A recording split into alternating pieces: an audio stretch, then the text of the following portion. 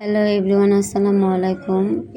সকলে জানতে চাই সে আমার কি হয়। সে আমার কিছু হয় না। সে হিন্দু, আমি মুসলিম। তাই এই ভিডিওর মাধ্যমে আমি বলে দেব সে আমার কি। সে আমাকে যাওয়ার পরে কি বলেছে সম্পূর্ণ এই ভিডিওটা দেখে যাবেন। তারা হিন্দু, আমি মুসলিম, কোনো ভেদাভেদ নাই, তাদের মনে কোনো অহংকার নাই। তার দেখাশোনার দায়িত্ব সবকিছু আমার। সর্বপ্রথমে যাওয়ার পরে সে আমাকে আশীর্বাদ দেয়। সকালে বলে হিন্দুর সাথে আপনার পরিচয় হলো কেমন? প্রথম হলো আমি মানুষ, আমি সব মানুষকে খুব ভালোবাসি। যারা অসহায় বয়স্ক তাদের আমি খুব ভালোবাসি। তাদের বিপদ আপদে আমি ঝাঁপিয়ে পড়ি। হঠাৎ করে একদিন আমার বোন আমাকে ফোন বললো একটা রোগী অনেক খুব অসুস্থ, তার দেখাশোনার কেউ নেই। কিন্তু তার ফ্যামিলির মধ্যে অনেক আছে, তার দেখাশোনা কেউ নেই। আর একটা ছেলে বউ আছে, খুব অনেক ভালো, শরীরকে খুব আদর করে। তারপরও মানুষের কিছু বাধা থাকে, করবো বলেন, সেও তো অসুস্থ, তাই সুখে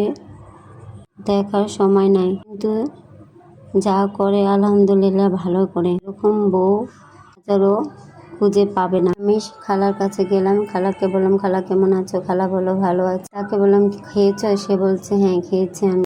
হ্যাঁ আমি ভালো? তুমি আমার দোয়া দিবা না আশীর্বাদ করবা? আশীর্বাদ করবা না দোয়া দিবা?